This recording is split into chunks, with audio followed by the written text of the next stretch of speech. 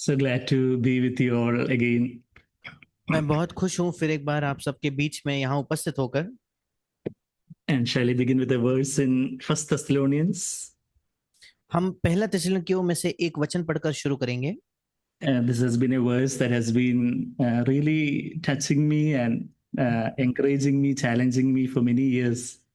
ये एक ऐसा वचन रहा है जिसने कई वर्षों से मुझे छुआ है, मुझे प्रोत्साहित किया है, मुझे चुनौती दी है। First Thessalonians is one of the first epistles that has been written in the New Testament chronologically. और पहला थिस्सलुनीकियों जो पत्री है, ये लगभग लगभग अगर हम क्रम अनुसार देखें तो पहली पत्री थी जो नए नियम की कभी लिखी गई। And First Thessalonians chapter 5 verse 10. और पहला थिस्सलुनीकियों उसका 5वां अध्याय 10वां वचन। There we read why Jesus died for us. वहां हम पढ़ते हैं कि क्यों यीशु मसीह हमारे लिए मरा। We can say Jesus died for our sins. That is true. First Corinthians 15:3 says that.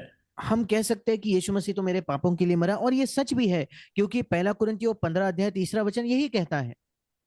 But here we read the opposite side of the coin. पर यहाँ हम मानो सिक्के का दूसरा पहलू देख रहे हैं। So if a coin has got two sides, the truth has जैसे got two facets. जैसे एक सिक्के के दो पहलू होते हैं। सॉरी, बता the last part. A truth has got two facets. जैसे सिक्के के दो पहलू होते हैं, वैसे ही किसी भी सत्य के भी दो पहलू होते हैं। And Jesus died for our sins to redeem us from the penalty of sin, from the power of sin, from the presence of sin. That is true. That is great, glorious.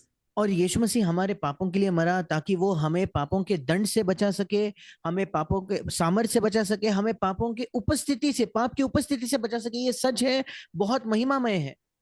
For what? Why did पर he save us from the sin? Why does he want to save us from the sins? पर अब प्रश्न है, क्यों क्यों वो हमें अपने पापों से उद्धार करना चाहता है, क्यों वो हमें अपने पापों से बचाना चाहता है।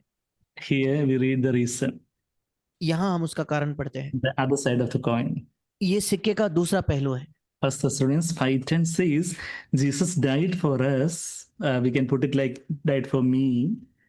पहला थिस्सलुनीकियों 5:10 कहता है यीशु मेरे लिए मरा। यहाँ लिखा है So यीशु that, इसलिए मरा, हम पढ़ सकते हैं कि मेरे लिए मरा। so that whether we are awake or asleep, or whether I am awake or asleep, ताकि 10वां वचन कहता है हम चाहे जागते हो चाहे सोते हो, या हम पढ़ सकते हैं मैं चाहे जागता रहूं या सोता रहूं, we will live together with him, or rather, I will live together with him. सब मिलकर उसी के साथ जिए। मतलब हम पढ़ सकते हैं कि मैं उसके साथ जीऊं। Oh, what a great words, great truth. कितना अद्भुत सत्य है, कितना अद्भुत वचन है। Jesus wants to live with me. यीशु मसीह मेरे साथ जीना चाहता है। That's why he came down from heaven and died on the cross for me. इसी वजह से वो स्वर्ग से आया और उस क्रूस पर मेरे लिए मरा। Last time when I spoke to you, we were thinking about we were thinking on John 17:24, where we read that Jesus last desire Jesus expressed to the Father before going to the Garden of Gethsemane was, Lord, I want them to be with me where I am. और पिछले बार जब मैंने आपके साथ वचन को साझा किया था तो मैंने यूहन्ना 17 अध्याय 24 वचन से आपको बताया था कि यीशु मसीह कलवरी के क्रूस पर जाने से पहले पिता को व्यक्त करने वाली उसकी अंतिम इच्छा ये थी कि हे पिता, ये भी वहां मेरे साथ हो जहां मैं हूं। And this is a great theme from Genesis to Revelation. और उत्पत्ति से लेकर प्रकाशित वाक्य तक ये एक बहुत महान विषय है। Even when God created man in his own image, the first day of man, which was the seventh day, was a day of rest, of fellowship with Godhead. यहां तक कि जब परमेश्वर ने मनुष्य की रचना की, मनुष्य का जो पहला दिन था, जो सृष्टि का 7वां दिन था, वो एक विश्राम का दिन था। अर्थात मनुष्य का परमेश्वर के साथ या वो त्रिएक परमेश्वर के साथ संगति वाला दिन था। All throughout the Bible, we see God desiring earnestly for fellowship with us. संपूर्ण बाइबल में हम देखते हैं कि परमेश्वर की तीव्र लालसा है, तीव्र चाहत है हमारे साथ संगति रखने की। And in the Old Testament, in a limited way, it was possible only. Only in a limited way, it was possible. और पुराने नियम में बिल्कुल सीमित तरीके से यह संभव था, बहुत ही सीमित तरीके से ही यह संभव था। And Jesus opened the way, the new and living way, rending his own flesh and he, for the first time as a man, had perfect fellowship with the Father, even और after coming as a man in our own flesh. और यीशु मसीह ने एक नया और जीवता मार्ग खोला, अपने शरीर के अनुसार उसने एक नया जीवता मार्ग खोला, ताकि हम जो मनुष्य है उसके साथ एक परमेश्वर के साथ संगति में जीवन जी सके। And after that, we read many of the apostles and the disciples who had earnestly desired after Jesus' fellowship. और उसके बाद हम पढ़ते हैं कि कई शिष्य जो है, कई लोगों ने एक ईमानदार इच्छा रखी कि यीशु के साथ वे संगति करे। And on the day of resurrection, there was this woman, Mary Magdalene. और पुनरुत्थान के दिन पे ये एक स्त्री थी जो मगदलिया की मरियम थी, She was just a young woman, और वो एक जवान स्त्री थी। and it was early in the morning. It was still dark. That just before that Sunday is dawning, the resurrection Sunday is dawning. It was still dark.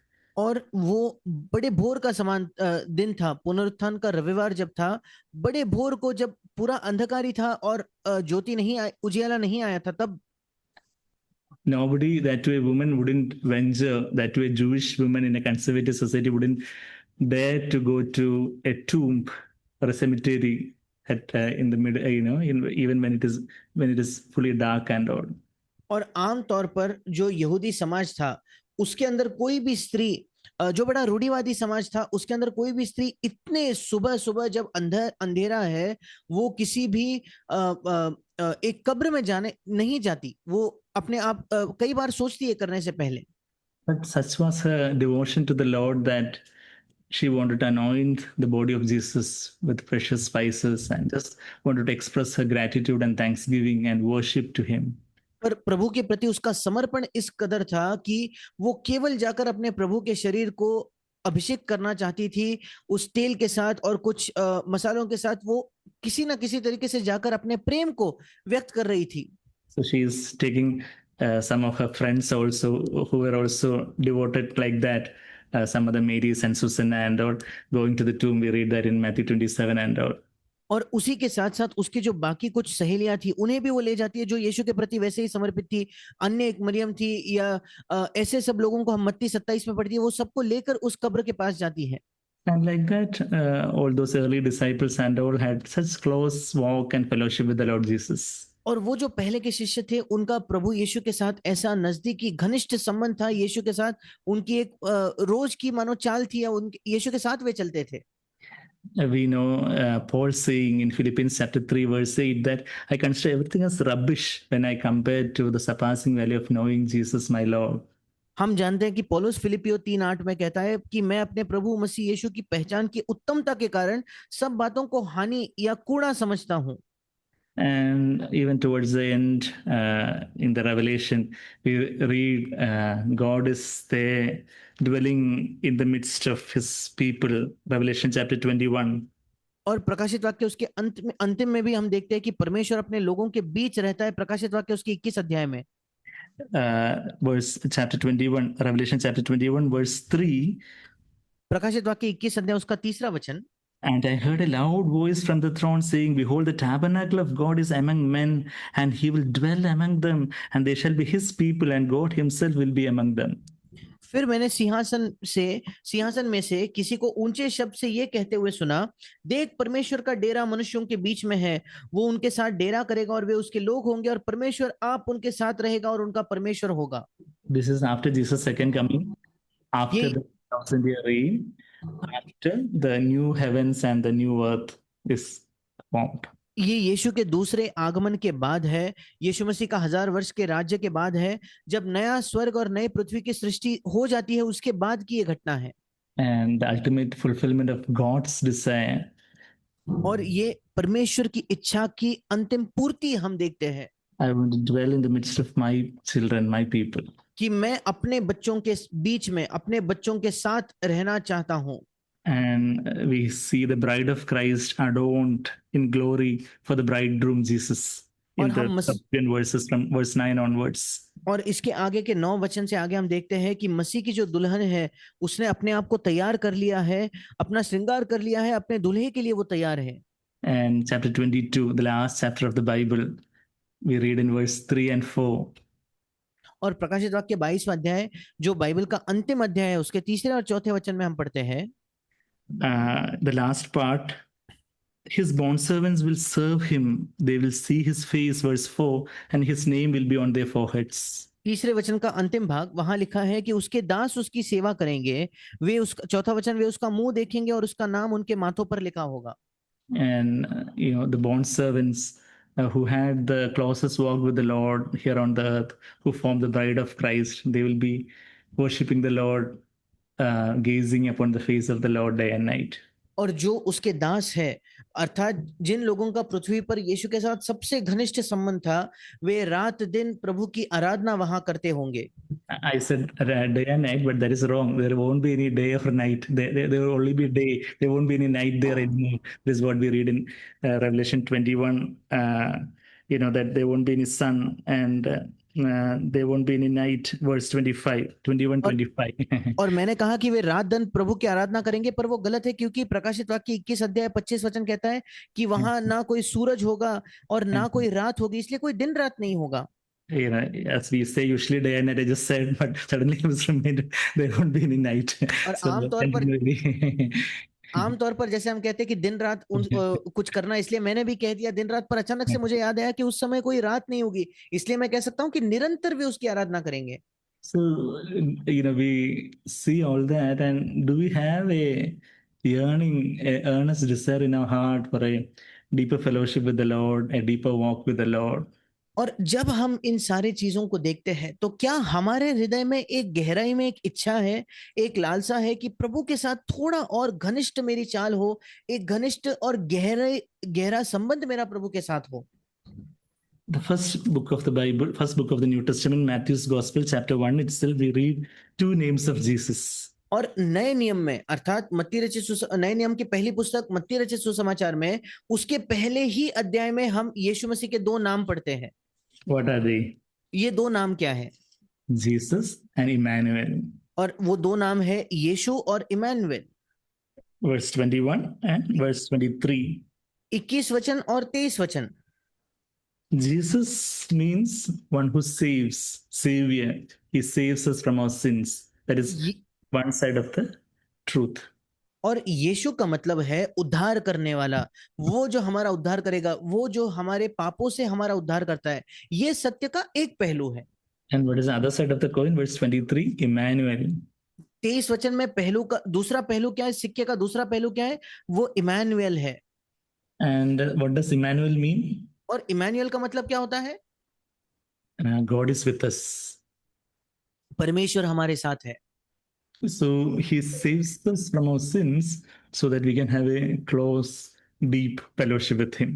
और वो हमारे अपने पापों से उद्धार इसलिए करता है ताकि उसके साथ एक नजदीकी घनिष्ठ संगति हमारी हो। And we read in 1 Thessalonians 5:10, the first verse that you referred to, that he died for us that we may live with him, whether we are awake or asleep.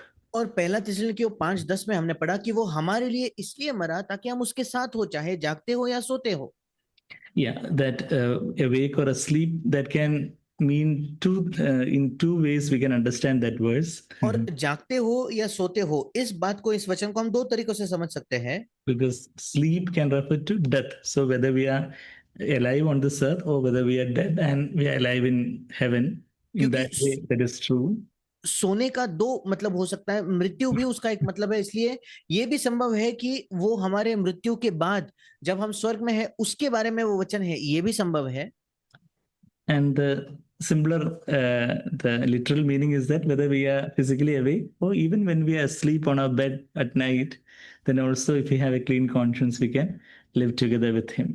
और एक शारीरिक उसका मतलब ये भी है कि चाहे हम शारीरिक तौर पर जगे हो या हम सो रहे हो, पर प्रभु के साथ हमारा एक शुद्ध विवेक है। And he died so that we might have fellowship. और वो मरा ताकि हमारी उसके साथ संगति हो। So there was an exchange on the cross. और क्रूस पर मानो एक अदला बदली हुई थी। And I was trying to enumerate what all exchange that would have happened on the cross. और मैं ये सारी चीजें लिखने की कोशिश कर रहा था कि क्रूस पर कौन सी चीजें थी कि जिनकी अदला बदली हुई थी। And I was able to enumerate some 17 points. और लगभग 17 चीजें मैं लिख पाया। I'll just read it out one by one quickly. मैं जल्दी से एक एक करके उसे पढ़ता हूँ। But the greatest of that exchange is that Jesus suffered separation from the Father on the cross so that we can have fellowship with Him. पर उन 17 चीजों में से सबसे महान जो अदला बदली है वो ये है कि यीशु मसीह ने पिता के साथ अलगाव को सहा ताकि हम उसके साथ संगति का आनंद कर पाए, संगति का एहसास कर पाए। That's the first exchange and the ultimate exchange. वो सबसे पहला चीज है जो अदला बदली हुई और सबसे बड़ी अदला बदली है। We have heard from Brother Zach many a time that 3 dark hours on the cross, his fellowship with the Father was broken. और हमने भाई जैक से कई बार ये सुना है कि वो जो 3 घंटे थे, अंधकार भरे 3 घंटे थे क्रूस पर, तब पिता के साथ उसकी संगति टूट चुकी थी। And he was in perfect fellowship with the Father from all eternity as the Word of God. और वो पिता के साथ सिद्ध संगति में था समस्त अनंत काल से, क्योंकि वो स्वयं परमेश्वर का वचन था। And when he came as a man also, he was tempted in all points as we are. और जब वो मनुष्य बनकर आया तो वो हमारे ही तरह सब बातों में परखा गया। Hebrews 4:15 we read that. इब्रानियों 4:15 में हम वो पढ़ते हैं। But still he didn't sin even in his attitudes or motives or thoughts. पर उसके बावजूद उसने पाप नहीं किया, अपने विचारों में, अपने रवैयों में, अपने सोच विचार में। And he continued in that perfect fellowship with the Father even while walking on this earth.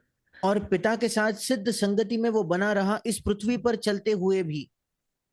And the only time that fellowship was broken was the 3 dark hours on the cross, the latter 3 hours on the cross. और इकलौता समय जब वो संगति टूट गई वो उस क्रूस के अंतिम 3 घंटे थे, जब वो अंधकार भरे 3 घंटे थे उस क्रूस पर के। From the Gospels, we understand that he was crucified at 9 a.m. and he gave up his spirit at 3 p.m. 9 a.m. to 3 p.m. सुसमाचारों से हमें ये पता चलता है कि 9 बजे वो क्रूस पर चढ़ाया गया सुबह, और दोपहर के 3 बजे उसने अपनी आत्मा समर्पित कर दी। And from 12 to 3, there was darkness all across that land. You read that in Luke's Gospel. और 12 से लेकर 3 तक पूरे संसार में अंधकार फैल गया, उस जमीन पर अंधकार फैल गया। लूका रचित सुसमाचार में हम वो पढ़ते हैं। And Jesus is crying out, my God, why have you forsaken me? और यीशु मसीह पुकार रहा है, हे मेरे परमेश्वर, तूने मुझे क्यों त्याग दिया, क्यों छोड़ दिया। He was always calling God Father, but now he's calling God, you're the judge of the universe. I have become a sin on the cross, and you are my God. Why did you forsake me? हमेशा वो परमेश्वर को पिता करके संबोधित करता था, पर अब वो उसे परमेश्वर कहता है। क्यों? क्योंकि वो इस संसार का न्यायाधीश है, और यीशु कहता है कि मैं स्वयं पाप बन गया हूं, इसलिए वो कहता है, हे मेरे परमेश्वर, तूने मुझे क्यों त्याग दिया। So the wrath of God upon all the sin of humanity, including my sins, your sins, everything fell on Jesus. That hellfire fell on Jesus, those 3 dark hours. और जो परमेश्वर का क्रोध है समस्त मानव जाति के पाप पर, जिसमें मेरा पाप शामिल है, जिसमें आपका पाप शामिल है, वो परमेश्वर का क्रोध जो है वो यीशु पर उन 3 घंटों में गिरा, मानो नरक की अग्नि 3 घंटों तक यीशु पर गिरी। The punishment that should have fallen on me fell on Jesus. जो दंड मुझ पर आना चाहिए था, जो दंड मेरा होना चाहिए था, वो यीशु पर आया।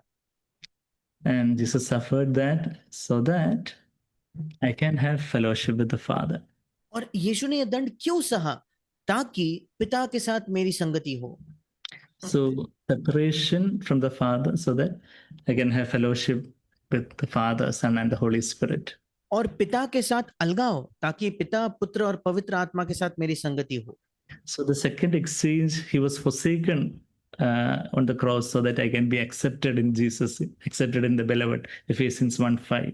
और दूसरा अलगाव ये है कि sorry, can you repeat once? He was forsaken on the cross so that I can be accepted in the beloved. That accepted in the beloved, that phrase we read in NKJV in Ephesians 1:5. और दूसरी अदला बदली ये है कि वो त्यागा गया क्रूस पर ताकि मैं जो प्रिय है उसमें मेरा स्वीकार किया जाए। इफिसियों 1:5 में हम उस वचन में पढ़ते हैं कि यीशु के द्वारा हम चुने गए हैं या हमारा स्वीकार हुआ है। I'll just enumerate the other, up to 17. I'll just read it out. The third exchange, he suffered hell so that I can enjoy heaven. और बाकी चीजें जो अदला बदली क्रूस पर हुई, मैं अन्य चीजें पढ़ना चाहता हूं। तीसरी चीज है उसने नर्क सहा ताकि मैं स्वर्ग का आनंद उठा पाऊं। Fourth, he suffered the wrath of God so that I can have the favor of God. और चौथी चीज, उसने परमेश्वर के क्रोध को सह लिया ताकि मुझ पर परमेश्वर की कृपा दृष्टि हो। 5, he suffered death so that I can have resurrection and life. 5वां, उसने मृत्यु सही ताकि मुझे पुनरुत्थान और जीवन मिले। 6th one, he was in darkness on the cross so that I can come to the light of life. और छठी चीज, क्रूस पर वो अंधकार में था ताकि मैं जीवन के ज्योति के पास आ सकूं। He became poor on the cross so that we can become rich, having all our needs met. वो क्रूस पर गरीब हो गया ताकि हम धनवान बन सके, मतलब हमारी सारी जरूरतें पूरी की जा सके। He became sin so that we become the righteousness of God. और वो पाप बना ताकि हम परमेश्वर की धार्मिकता बन सके। He became a curse so that I can become a blessing to everyone. और वो एक श्राप बना ताकि मैं सबके लिए एक आशीष बन सकूं। 10th one, he suffered that reproach and shame and humiliation so that I can have glory and honor before God. और 10वीं चीज, उसने उस निंदा को, उस शर्म को, उस लज्जा को सह लिया, उस अपमान को सह लिया ताकि परमेश्वर के सामने मैं महिमामय हो सकूं। 11, he was disfigured that he couldn't be recognized as a man anymore. Isaiah 52 last verse we read that, so that we can have the beauty of Christ. और उसके बाद वाली चीज है कि वो इस प्रकार मानो विकृत हुआ या तोड़ा मरोड़ा गया। यशायाह 53 के अंतिम वचन में हम पढ़ते हैं कि मनुष्य ने उसे न पहचाना ताकि सॉरी बता the second part, so that we might be, we can have the beauty of Christ, ताकि हमारे अंदर मसीह की सुंदरता आ सके। and 12, he was wounded so that we can be healed. और 12वीं चीज, उसने चोट खाई ताकि हम चंगे हो सके आत्मिक तौर पर। He became thirsty so that we can have the living water of the Holy Spirit continually. वो प्यासा हुआ ताकि पवित्र आत्मा का जीवन जल निरंतर हमें मिलता रहे। He had to drink sour wine so that we can have the new wine of the life in the Holy Spirit. और उसे वो खट्टा दाखरस पीना पड़ा ताकि पवित्र आत्मा में जीवन का जो नया दाखरस है वो हमें मिल सके। He became hungry on the cross so that we can have the living bread of the word of God in plenitude. वो क्रूस पर भूखा हुआ ताकि हमें परमेश्वर का जीवित वचन भरपूरी से मिलने पाए। He was disrobed on the cross so that we can have the robe of righteousness of Christ. उसके वस्त्र क्रूस पर निकाल दिए गए ताकि हमें धार्मिकता से पहनाया जा सके। And not only the robe of righteousness, along with that, the bridal garments we got. और केवल वो धार्मिकता के वस्त्र ही नहीं, पर वो दुल्हन के वस्त्र भी हमें मिल सकते हैं। We received the priestly garments because he is the high priest according to the order of Melchizedek. और हमें वो याजकीय वस्त्र मिलते हैं क्योंकि वो मलकीसिदक की रीति के अनुसार महायाजक है। And we can put on the whole armor of God. और हम परमेश्वर के सारे शस्त्र ले सकते हैं। He was disrobed so that we can have the robe of righteousness, the bridal garments, the priestly garments, and the whole armor of God. उसके सारे वस्त्र निकाल दिए गए ताकि हमें धार्मिकता के वस्त्र पहनाए जाए, हम दुल्हन के वस्त्र पहन सके, हम वो याजक के कपड़े पहन सके और whole armor of God. और परमेश्वर के सारे हथियार हम ले सके। And 17th one, he took the crown of thorns upon his head so that we can have the crown of life and the crown of righteousness. और 17वीं चीज ये है कि उसने कांटों के मुकुट को अपने सिर पर लिया ताकि हमें धार्मिकता का मुकुट और जीवन का मुकुट मिल सके। And of course, we can think of, Holy Spirit might be able to remind us of many other things that happened on the cross. such a great, deep, divine exchange on the cross. और पवित्र आत्मा हमें इसके अलावा भी कई अन्य चीजें याद दिला सकता है कि क्रूस पर क्या क्या हुआ, इतनी गहरी और एक ईश्वरीय अदला बदली जो उस क्रूस पर हुई थी। So we told about the spiritual suffering of Jesus, being separated from the Father in that eternal hellfire. Jesus suffered. Jesus, being an eternal being, in that 3 dark hours, he could suffer that eternal hellfire punishment for me, for us. और हमने यीशु मसीह के आत्मिक पीड़ा के बारे में बात की कि यीशु मसीह क्योंकि वो एक आत्मिक व्यक्ति था, इसलिए 3 घंटों के उस नरक अग्नि को वो हमारे लिए सह पाया। And what about the physical sufferings of Jesus? और फिर यीशु मसीह के जो शारीरिक पीड़ा थे उसके बारे में क्या? That was also so cruel that there is a word in English called excruciating pain. Even in medical science and all, we say the pain is excruciating.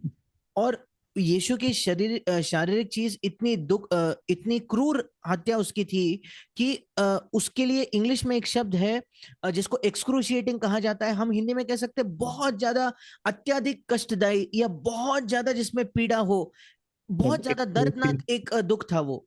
Yeah, that word excruciating came from the cross. Cruciate means related to the cross. So it's something that is from the cross, that is excruciating. That's how that English word came. यहाँ तक कि वो जो English शब्द है जो अत्यंत पीड़ाजनक या अत्यंत दर्दनाक को दर्शाने वाला जो शब्द है एक्सक्रूशिएटिंग, वो शब्द में ही क्रूस छिपा है। मतलब क्रूस से आने वाला दर्द, मतलब उसको एक्सक्रूशिएटिंग या बहुत ज्यादा दर्दनाक कहा जाता है।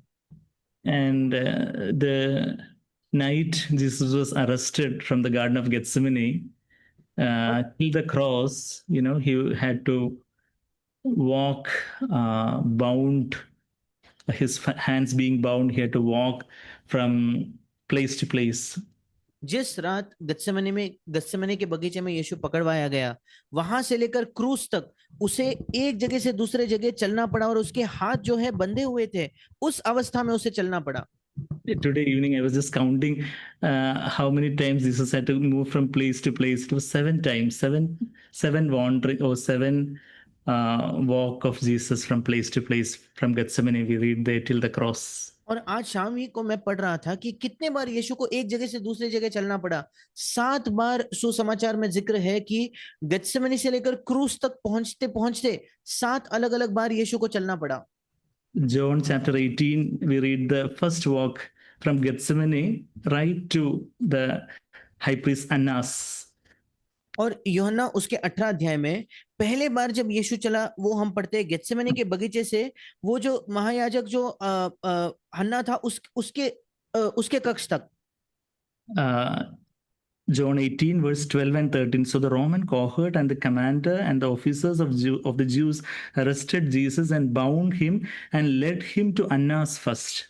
और यूहन्ना 18 उसके 12वें वचन में लिखा है, तब सैनिकों और उनके सूबेदार और यहूदियों के प्यादों ने यीशु को पकड़कर बांध लिया। 13वां वचन, और पहले उसे हन्ना के पास ले गए, क्योंकि उसके पास ले गए।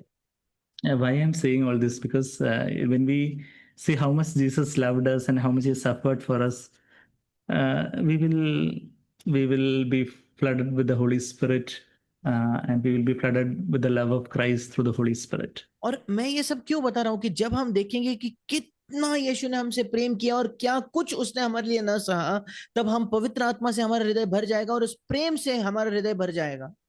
If we come to know that somebody suffered so much to give us something precious, we would really love that person and value that person. We'd be grateful for that person.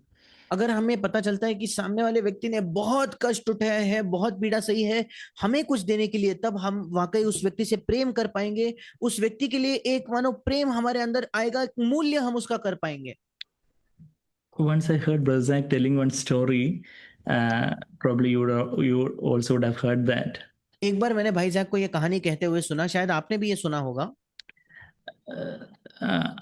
Suppose I and my friend was trying to cross a busy road.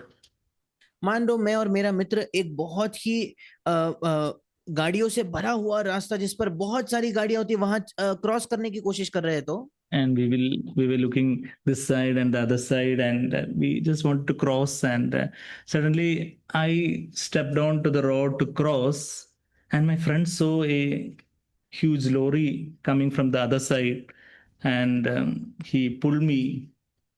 और मैं बाएं देखता हूँ, दाएं देखता हूँ, और आखिरकार मैं आगे चलता हूँ कि चलो मैं उस किनारे पहुंचूंगा, और अचानक से मेरा मित्र देखता है कि मेरी ओर एक बड़ी सी लॉरी तेजी से आ रही है और वो मुझे पीछे खींचता है। I didn't see the lorry. My friend saw that. मैंने तो उसे नहीं देखा उस गाड़ी को, पर मेरे मित्र ने देख लिया। He pulled me to the side of the road, and in that effort, he was crushed over by his legs were crushed over by the lorry. और उसने उस लॉरी को देखकर किसी न किसी तरीके से मुझे खींच लिया, पर उस प्रयास में वो खुद उस लॉरी के नीचे कुचलवा दिया गया। And he was taken to the hospital. और उसे अस्पताल ले जाया गया। His both legs had to be amputated. उसके दोनों पैर काट दिए जाने पड़े। And when he comes from the operation theater, और जब वो उस ऑपरेशन थिएटर से बाहर आता है, what will I say to him? तब मैं उससे क्या कहूंगा? Oh, thank you, friend. You did a good thing. I'll goodbye. Good to क्या मैं see. उससे कहूँ, क्या मैं कहूंगा, हे मेरे मित्र, धन्यवाद मेरी जान बचाने के लिए, तूने बहुत अच्छा काम किया है, चलो मैं यहाँ से जाता हूँ, टाटा, ऐसे कह के मैं निकल जाऊंगा क्या? Oh, should I be so broken that my friend, if it were not for you, I wouldn't be alive today? या मैं इस कदर टूट जाऊंगा कि अगर मेरा मित्र तू आज ना होता तो मैं खुद यहाँ जीवित ना होता। And you sacrificed uh, your life. Yeah, now you don't have any legs, and I want to be your legs. और तूने अपना जीवन बलिदान कर दिया, आज तेरे पैर नहीं है, अब से मैं तेरा पैर बनना चाहता हूँ। Wherever you want to go, wherever you want to be transported, just tell me, and I'm with you. I will be your legs. तू तू जहां कहीं जाना चाहता है, जहां कहीं चलना चाहता है, मैं तेरे साथ रहूंगा, मैं खुद तेरे पैर बन जाऊंगा। I will take you to wherever you want you to go, want to be carried. और तू जहां कहीं जाना चाहे, मैं तेरे साथ आऊंगा। Would it be a great sacrifice for me to say that? Oh, that is the rational thing, the least rational thing I can say to him. क्या ये बहुत बड़ी बलिदान होगा क्या, कि मैंने बहुत बड़ा त्याग कर दिया? नहीं, सबसे कम से कम अगर देखा जाए तो तर्क के अनुसार कम से कम मुझे ये तो उसके लिए करना ही करना है। Have you seen the sacrifice of the Lord Jesus like that at least? क्या हमने प्रभु यीशु मसीह के बलिदान को कम से कम इन नजरों से देखा है क्या? Uh, he died such a cruel death, such a humiliation, such agony ऐसी to क्रूर save me. ऐसी क्रूर हत्या उसने सही, इतनी पीड़ा को सहा, इतने शर्म को, अपमान को सहा, मेरे लिए, मुझे बचाने के लिए। I don't want to live for myself any longer, Lord Jesus. अब हे प्रभु यीशु, मैं अपने आप के लिए नहीं जीवित रहना चाहता, I want to live for you. मैं तेरे लिए जीना चाहता हूँ। I do not want to live. I want you to live in me, Lord Jesus. और मैं तो जीना भी नहीं चाहता प्रभु, मैं चाहता हूँ कि तू मेरे अंदर जीवित रहे। My body belongs to you. प्रभु मेरा शरीर तेरा है, You can use my body to proclaim your word, to do whatever you want me to do. And Lord, I'm yours. तू मेरे शरीर का इस्तेमाल कर सकता है प्रभु, तेरा वचन की घोषणा करने के लिए, तू जो चाहे वो करने के लिए प्रभु, मैं तेरा हूँ। Have we really surrendered our life, our bodies to the Lord like that? क्या हमने वाकई अपने जीवन को, अपने शरीरों को प्रभु को इस प्रकार से समर्पित किया है क्या? Uh, First John 4:19. We are in John 18. We'll keep a finger here. And First John 4:19. Many of us would be familiar with that verse, but I'll just go to that verse. First John 4:19 says that we अब love him because he first loved us. अब हम यूहन्ना 18 में हैं, हम एक उंगली वही रखेंगे और हम पहला यूहन्ना 4 अध्याय 19 वचन में जाएंगे। मेरे हिसाब से कई लोग इस वचन को जानते होंगे, पर मैं फिर एक बार ये वचन पढ़ना चाहूंगा। पहला यूहन्ना उसका 4 अध्याय 19 वचन, हम इसलिए प्रेम करते हैं कि पहले उसने हमसे प्रेम किया। We love because he first loved us. हम उससे प्रेम इसलिए करते हैं क्योंकि पहले उसने हमसे प्रेम किया। We can really love the Lord. The more we can love the Lord all the more when we know the love of God deeper and deeper. और अगर हम प्रभु से प्रेम करते भी है, हम प्रभु से ज्यादा प्रेम तब करने पाएंगे जब हम प्रभु के प्रेम को अधिक गहराई से समझ पाएंगे। When did he first love me? उसने पहले कब मुझसे प्रेम किया? When I became born again? क्या तब किया क्या जब मेरा नया जन्म हुआ? Or when I became a wholehearted disciple for Jesus? या उसने तब तो नहीं किया जब मैं यीशु मसीह का एक पूर्ण हृदय शिष्य हुआ? Did he began to love me when I joined CFC? क्या प्रभु ने मुझसे तब प्रेम करना आरंभ किया जब मैंने सीएफसी कलीसिया में आना शुरू किया था? No, he loved me even before I was formed in my mother's womb. नहीं, मैं अपने माँ के गर्भ में रचा गया उससे पहले उसने मुझसे प्रेम किया। Even before the foundation of the world, he loved me. That's why he chose me. इस संसार की नींव रखने से पहले उसने मुझसे प्रेम किया, इसीलिए उसने मुझे चुन लिया। Ephesians 1 3 and 4 says that. इफिसियों की पत्री पहला अध्याय उसके तीसरे और चौथे वचन में यही लिखा है। So when I see the love Jesus has for me, even while he was walking from Gethsemane to Anna's house, to Caiaphas' house, I'll see how my lover, my bridegroom, my Lord walked all that distance, bound his feet, his hands would be bound like this. Usually, the Romans would be binding the criminals' hands behind. That's how we've seen the pictures and all. And how inconvenient it would be when all these people would be just kind of pushing Jesus ahead, and his hands would be bound like that. और जब मैं देखता हूं कि यीशु मसीह ने मुझसे कैसा प्रेम किया, जब वो गेत्सेमनी के बगीचे से हन्ना के घर तक चल के गया, और सोचकर देखिए उसके हाथ पीछे बंधे होंगे, जंजीरों से बंधे होंगे, और जैसे हमने कई चित्रों में भी देखा होगा, और उसके आसपास लोग उसे मार रहे थे और लोग उसे धक्का देकर आगे चला रहे थे कि चलो अब आगे चलो आगे चलो। सोचिए क्या क्या उसने, कितनी असुविधा मेरे लिए सही। तब मैं देखूंगा कि अब मेरे प्रेमी ने, मेरे दुल्हे ने मेरे लिए क्या कुछ सहा है। So John chapter 18, we'll come to John chapter 18, verse 12 and 13. From Gethsemane, he was bound and led to Annas, the father-in-law of Caiaphas, who was the high priest that year. और यूहन्ना 18 उसके 12 और 13 वचन में हम पढ़ते हैं कि गेत्सेमनी के बगीचे से उसे पकड़कर बांधकर हन्ना के घर ले जाया गया, जो कैफा का ससुर था और जो महायाजक भी था। And that was the first walk. Then ये from पहले बार यीशु चला। from Anna's house to Caiaphas' house, that is what we read in the same chapter, verse 24. और उसी अध्याय के 24वें वचन में हम पढ़ते हैं, हन्ना के घर से लेकर उसे कैफा के घर तक चलाया गया। So Anna sent him bound to Caiaphas, the high priest. He didn't care to unbind Jesus, but he would have probably made sure that he is bound all the more secure. और हन्ना ने उसे बंधे हुए कैफा महायाजक के पास भेजा, मतलब हन्ना ने उसे छुड़ाकर या मुक्त करके नहीं भेजा, शायद उसने और सुनिश्चित किया होगा कि जंजीर अच्छे से बंधी है या नहीं। Because devil was using this Annas and Caiaphas to do the master plan in somehow getting Jesus crucified. क्योंकि शैतान भी ये कोशिश कर रहा था कि हन्ना और कैफा का इस्तेमाल करके किसी ना किसी तरीके से षड्यंत्र रच के यीशु मसीह को क्रूस पर चढ़ाया जाए। So the second walk was from Anna's house to Caiaphas' house. दूसरे बार यीशु चला हन्ना से कैफा के घर तक। And then from Caiaphas' house to Pilate's house, Pilate's residence. और फिर हम देखते हैं कैफा के घर से पिलातुस के घर के पास। That is verse 28 and 29, we read that. वो 28 और 29 वचन में हम पढ़ते हैं। Then they led Jesus from Caiaphas into the praetorium. From that praetorium only Pilate is coming out, verse 29.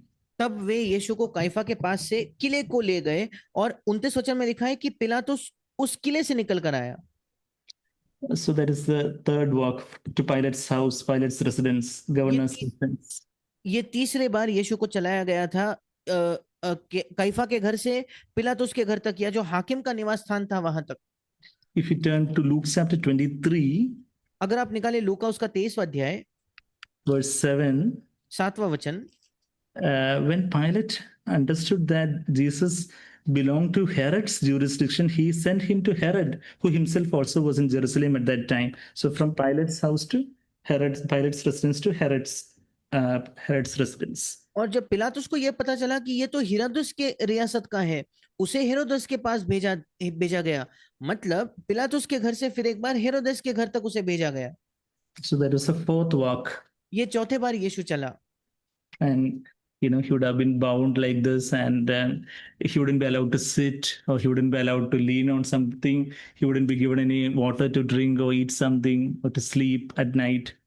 और मान लीजिए यीशु मसीह को ऐसे ही उसके हाथ पकड़े गए हैं, उसे ना बैठने दिया होगा, ना लेटने दिया होगा, ना ही कुछ खाया खिलाया होगा, ना ही कुछ पिलाया होगा उस रात में।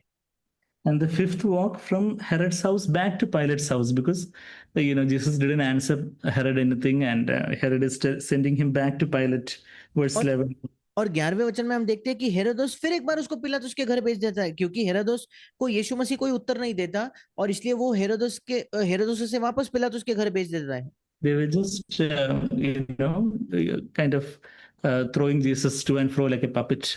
और मानो यीशु मसीह को कोई किसी पुतली के समान यहाँ से वहां से यहाँ फेंका जा रहा था। Jesus had the power to call a legion of angels and just yeah, pulverize every one of them. और यीशु मसीह के पास तो ये तक सामर्थ थी कि वो स्वर्गदूतों की सेना बुलाकर एक क्षण में सबको चूर चूर कर दे। We read that in Matthew 25. हम मत्ती 25 में इस बात को पढ़ते हैं, यीशु ने स्वयं ये कहा। That Matthew 26, rather, Matthew 26, 53. Oh, do you think I cannot appeal to my father and he will at once put at my disposal more than 12 legions of angels? That means more than 72,000 angels at my disposal if I request the Father. Matthew 26, verse 53. और मत्ती 26 उसके 53 वचन में लिखा है कि क्या तू नहीं जानता कि मैं अपने पिता से विनती कर सकता हूं और वो स्वर्गदूतों की 12 पलटन, मतलब 72,000 स्वर्गदूतों को मेरे पास अभी उपस्थित कर देगा।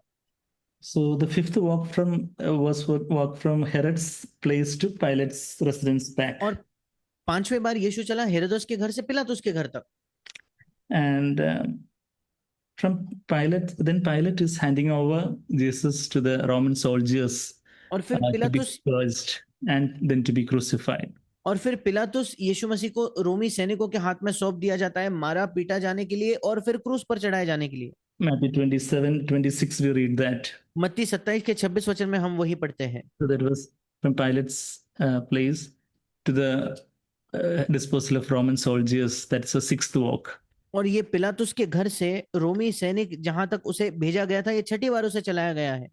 And then from the after the scourging and mocking of Roman soldiers to the cross, seventh walk of Jesus. और फिर जब रोमी सैनिकों ने उसे मारा पीटा, उसकी ठट्ठा उड़ाई, उसके बाद से क्रूस तक 7वें बार यीशु मसीह चला। And why did he have to bear all that? अब क्यों यीशु मसीह को ये सब सहना पड़ा? 7 is a perfect number in the Bible.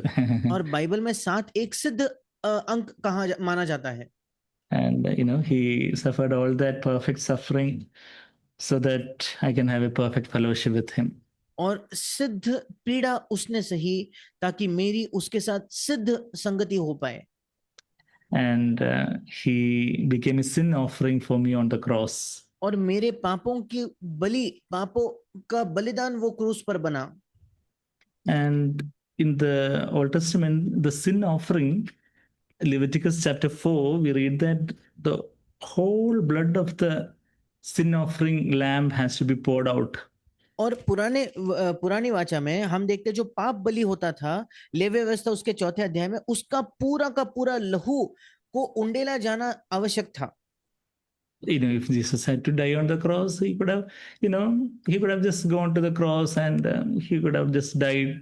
But why did he had to bleed and bleed and bleed so much so that even the last drop of blood was shed on the earth? और अगर यीशु मसीह को क्रूस पर मरना ही था तो वो क्रूस पर जाकर आराम से मर सकता था।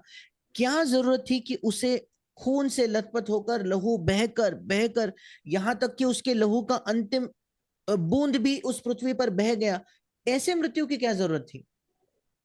In blood was life. The soul life was in the blood. और लहू में जीवन था, उसका प्राण का जो जीवन होता है वो लहू में था। Leviticus 17:11 we read that.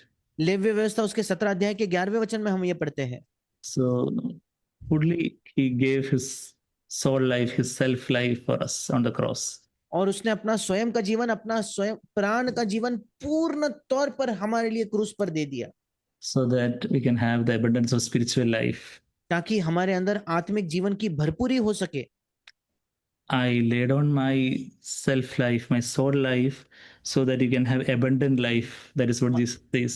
मानो यीशु कह रहा है कि मैं अपने स्वयं के जीवन को, अपने प्राण के जीवन को न्यौछावर करता हूं, उसे बलिदान कर देता हूं, ताकि तुम उसके बदले एक भरपूरी का जीवन जी सको। John 10 and 11, we read that the same thing. इसी बात को हम यूहन्ना 10 उसके 10 और 11 में पढ़ते हैं। Verse 10 says that I came so that you can have abundant life, life in abundance, life and life in abundance. और हम यूहन्ना उसके 10वें अध्याय के 10वें वचन में पढ़ते हैं कि यीशु ने कहा कि मैं इसलिए आया कि तुम जीवन पाओ और बहुतायत से उस जीवन को पाओ। How he will give us that abundant life. कैसे वो हमें उस बहुतायत का जीवन देगा? Verse 11, I am the good shepherd. The good shepherd lays down his life. Life, that word there is sukhe. That means soul life for the sheep. और कैसे वो जीवन देता है? 11वां वचन, अच्छा चरवाहा भेड़ों के लिए अपना प्राण देता है। और जैसे हिंदी में लिखा है कि वो शब्द प्राण है, मतलब उसके स्वयं का जीवन वो दे रहा है। Verse 10 says life and life in abundance. That life is zoe. That means spiritual life. 10वें वचन में लिखा है जीवन और बहुतायत का जीवन। ये यूनानी भाषा में अलग शब्द है जोए, जिसका मतलब है आत्मिक जीवन। And verse 11, he gives his self life, his self will, and so that he lays down his self will, his self life, so that we can receive abundant life. पर 11वें वचन में वो अपना स्वयं का जीवन, अपने प्राण का जीवन त्याग देता है ताकि हमें बहुतायत का जीवन मिल सके। So literally, he shed all his blood from it. He lay down all his self life, literally. इसी वजह से उसने वास्तविकता में अपना सारा लहू बहा दिया, अपना स्वयं का जीवन पूरा पूरा उसने बहा दिया वहां। And Leviticus chapter 4, if you can turn to Leviticus chapter 4, there we read about the sin offering. Jesus became a sin offering for us on the cross. और अगर हम निकाले लेव्य व्यवस्था उसका 4था अध्याय, तो वहां हम पाप बलि के बारे में पढ़ सकते हैं कि यीशु मसीह हमारे लिए उस क्रूस पर पाप बलि बन गया। When we surrender our lives to the Lord, it is a burnt offering. Leviticus chapter 1 says about the burnt offering, the corollary of which we read in Romans 12:1. जब हम अपना जीवन प्रभु को समर्पित करते हैं तो हम एक उसे होम बलि की तरह चढ़ाते हैं, जो लेव्य व्यवस्था पहले अध्याय में जिसका जिक्र है, और नए नियम में उसी होम बलि का जिक्र रोमियो की पत्री 12वें अध्याय के पहले कुछ वचनों में किया गया है। So Leviticus chapter 4 says about the sin offering. We cannot be sin offering. Jesus already became a perfect sin offering once for all. और लेव्य व्यवस्था उसके 4थे अध्याय में हम देखते हैं कि वो पाप बलि बना। अब हम पाप बलि कभी नहीं बन सकते, क्योंकि यीशु मसीह एक ही बार हमेशा के लिए एक पाप बलि बन चुका। And Leviticus chapter 4 verse 7 says, the latter part, all the blood of the bull he shall pour out at the base of the altar of the burnt offering, which is at the doorway of the tent of meeting. लेव्य व्यवस्था 4था अध्याय 7वें वचन के अंतिम भाग में लिखा है कि बछड़े के सब लहू को वेदी के पाए पर जो मिलाप वाले तंबू के द्वार पर है उंडेल दे। Verse 18 also, latter part, all the blood he shall pour out at the base of the altar. 18 वचन का अंतिम भाग की बचा हुआ सब लहू होम बलि की वेदी के पाए पर जो मिलाप वाले तंबू के द्वार पर है उंडेल दे। Verse 24 also, some of the blood and rest of the blood also pour out at the some of the blood on the horns of the altar. Verse 25, then all the rest of the blood at the base of the altar of the burnt offering. और 24 वचन 25 वचन में भी हम पढ़ते हैं कि कुछ लहू को यहाँ रखा जाए। 25 वचन में कि बचा हुआ जो पूरा लहू है वो होम बलि की वेदी के पाए पर उंडेल दे। And verse 12 says that he has to rest of the bull would be burnt outside the camp. और 12वां वचन का अंतिम भाग कहता है कि वो बचा हुआ जो बछड़ा था, अंतिम भाग नहीं, पहला भाग कहता है कि वो समूचा बछड़ा छावनी से बाहर उसे जलाया जाए। We read that in Hebrews 13:3, he died outside the camp bearing the reproach. We need to go out to meet him like that. और हम इब्रानियों 13:3 में भी पढ़ते हैं कि यीशु मसीह छावनी के बाहर मरा और उस निंदा को सहते हुए हमें भी उसे उस छावनी के बाहर जाकर मिलना होगा। And verse 6 says about the priest shall dip his finger in the blood and sprinkle some of the blood 7 times before the Lord in front of the veil of the sanctuary. और 6वां वचन कहता है कि याजक अपनी उंगली लहू में डुबो कर और उसमें से कुछ लेकर पवित्र स्थान के बीच वाले पर्दे के आगे यहोवा के सामने 7 बार छिड़के। So 7 times before the Lord, the sprinkling of the blood 7 times. 7 बार प्रभु के सामने उस लहू को वो छिड़के। Verse 17 also, sprinkle it 7 times before the Lord in front of the veil. 17 वचन फिर एक बार लिखा है कि 7 बार उस बीच वाले पर्दे के सामने वेदी पर वो उसे छिड़के, लहू को छिड़के। Leviticus chapter 16, on the day of atonement once in a year, लेव्य व्यवस्था उसके 16वें अध्याय में जब प्रायश्चित का दिन होता था साल में एक बार, which Jewish people called Yom Kippur. और Yom यहूदी Kippur. लोग उसे योम कुपुर के नाम से जानते हैं। And verse 14 says, in front of the mercy seat, he shall sprinkle some of the blood with his fingers 7 times. 14वें वचन में लिखा है, लेव्य व्यवस्था 16:14 की, तब वो बछड़े के लहू में से कुछ लेकर पूर्व की ओर प्रायश्चित के ढकने के ऊपर अपनी उंगली से छिड़के, और लिखा है कि उस लहू में से 7 बार उसे छिड़क दे। When we read the Gospels, we read that Jesus shed his blood also 7 times in 7 ways. और अगर हम सुसमाचारों को पढ़ेंगे तो यीशु मसीह ने 7 बार 7 अलग अलग तरीकों से अपने लहू को बहाया। Luke 22:44, we read that he sweated blood drops in the Garden of Gethsemane. लूका 22:44 में हम पढ़ते हैं कि उसने लहू के समान अपना पसीना बहाया गेत्सेमनी के बगीचे में।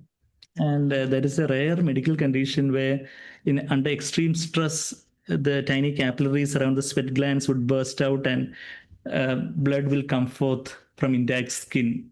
और बहुत ही कम बार ऐसा होता है, वैद्यकीय शास्त्र में भी इसकी पढ़ाई की गई है, जब बहुत ज्यादा तनाव या दबाव के अंदर एक व्यक्ति हो तो उसके लहू ले जाने वाली जो नसें हैं वो फटकर मानो उसके बदन से पसीने के द्वारा ही वो लहू बहने लगता है। Medical people call it hematohydrosis.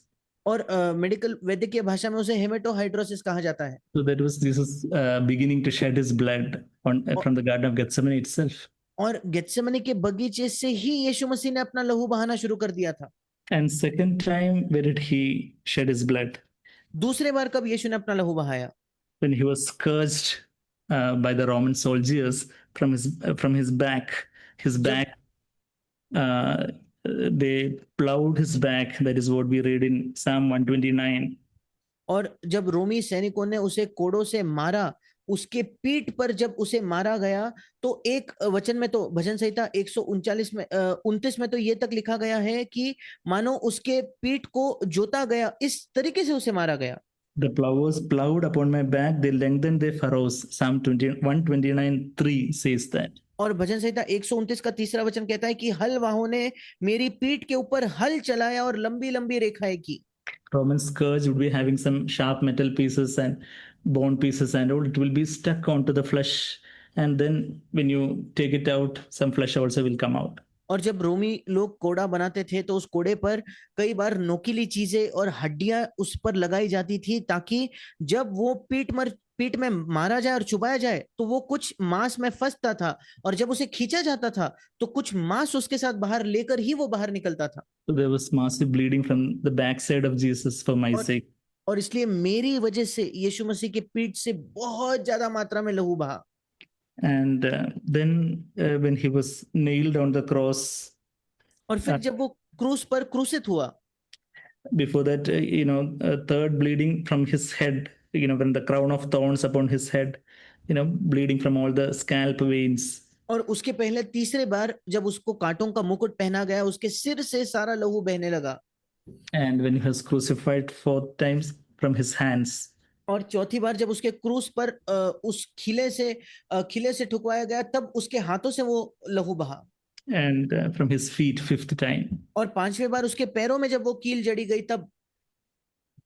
And the 6th time after his death, they pierced upon his side.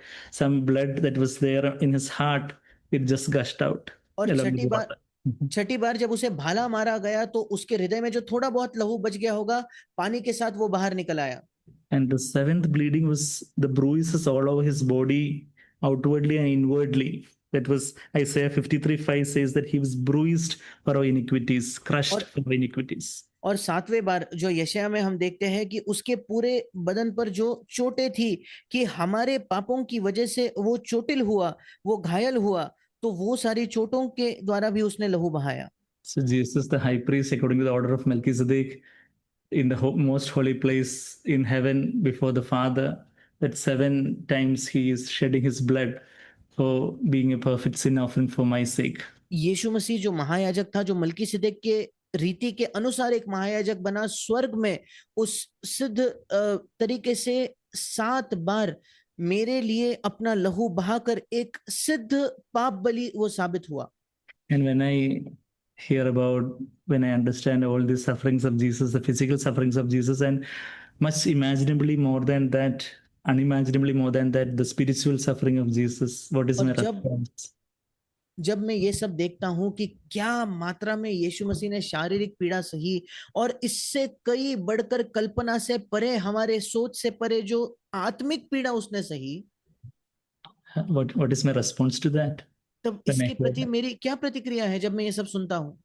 when I see all these mercies of the Lord, I want to surrender my body as a living sacrifice before the Lord. Romans 12:1. जब मैं प्रभु की ऐसी महान दया देखता हूं, मैं अपने समस्त शरीर का बलिदान करके उसे देना चाहता हूं, जैसे रोमियो 12:1 में लिखा है। And Galatians 2:20, I want to close with that verse. और गलातियों 2:20, इसी वचन से मैं अंत करना चाहूंगा। I have been crucified with Christ. मैं यीशु मसीह के साथ क्रूस पर चढ़ाया गया हूं। When I see that Jesus shed his blood, his self life is just poured out so that I can receive abundant life. जब When I मैं see देखता हूं that, कि जब मैं देखता हूं कि यीशु ने अपना लहू बहाया, उसका प्राण का जीवन उसने पूरी तरीके से बहा दिया ताकि मुझे बहुतायत का जीवन मिल सके। I also want to shed the blood of my self life every day, Lord. फिर प्रभु, मैं भी अपने स्वयं के जीवन का लहू प्रतिदिन बहाना चाहता हूं। When I'm tempted to become angry or to lust or to impure or to be unforgiving or to be anxious or to seek after man's honor or to love money, when I'm tempted to sin, then I just can die to myself. I shed the blood of my self life.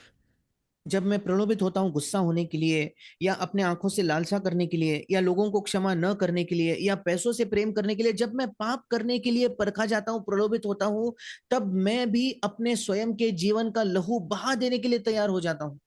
And when I uh,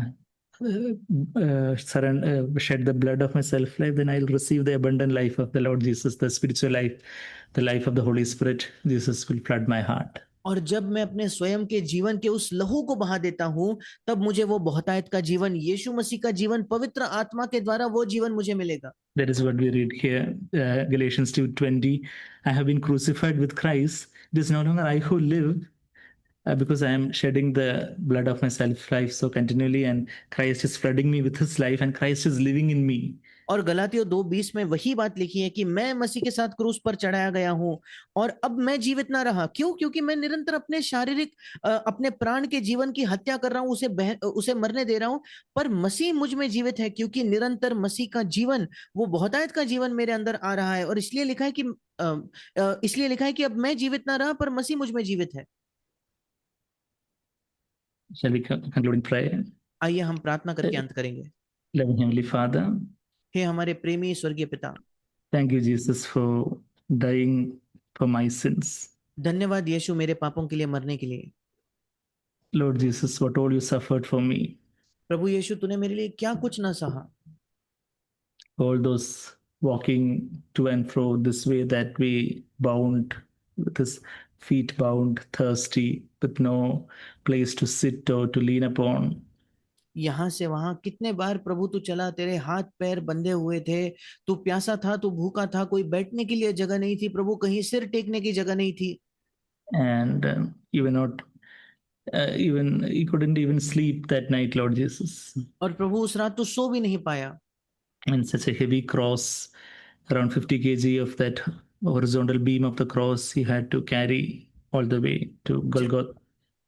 जब ऐसा बड़ा क्रूस, लगभग 50 kilo का वो क्रूस लेकर तुझे गोलगोता के पहाड़ पर चढ़ना पड़ा। And you just fell down, and one Simon of Cyrene had to be recruited for that afterwards, Lord. और प्रभु उस बोझ तले तू गिर गया, और एक शिमोन को वहां उन्हें लाना पड़ा ताकि तेरा क्रूस वो उठा पाए। And on the cross, you suffered the eternal hellfire for me, Lord Jesus. और प्रभु क्रूस पर अनंत काल की नरक अग्नि तू मेरे लिए सह लिया यीशु। Even the last drop of blood you shed for my sake, Lord Jesus. तेरे लहू की अंतिम बूंद तूने मेरे लिए बहाई है प्रभु यीशु। All this to have fellowship with me. ये सब ताकि मेरे साथ तेरी संगति हो। Too much of your love, Lord. प्रभु ऐसा कितना अद्भुत तेरा प्रेम है। And I want to respond to your love and to surrender myself fully unto you, Lord Jesus. और मैं तेरे प्रेम के प्रति प्रतिक्रिया देकर अपने आप को संपूर्ण रीति से समर्पित करना चाहता हूँ प्रभु यीशु। Forgive me and cleanse me for my shallow surrender all these days. मुझे क्षमा कर, मुझे शुद्ध कर मेरे इतने उथले समर्पण के लिए इतने दिनों से। I want to surrender more wholeheartedly, more meaningfully, Lord Jesus. मैं और पूर्ण हृदय होकर और अर्थपूर्ण तरीके से तुझे समर्पित होना चाहता हूँ प्रभु यीशु। Flood me with your life through the Holy मुझे Spirit. पवित्र आत्मा के द्वारा तेरे जीवन की बाढ़ मेरे अंदर आने दे प्रभु। Just as we heard in that story, the friend saying, "I want to be your legs," Lord, we want to tell you that, Lord, my body belongs to you. जैसे हमने उस कहानी में सुना प्रभु, कैसे उस व्यक्ति ने अपने मित्र को कहा कि मैं तेरा पैर बनना चाहता हूं, वैसे प्रभु हमारा पूरा शरीर तेरा ही है प्रभु। You live in me and glorify your name. तू हमारे अंदर जी और अपने नाम की महिमा कर। In Jesus' name we pray. Amen. यीशु के नाम से हम मांगते हैं, आमीन। Amen. Amen. Thank you. Thank you.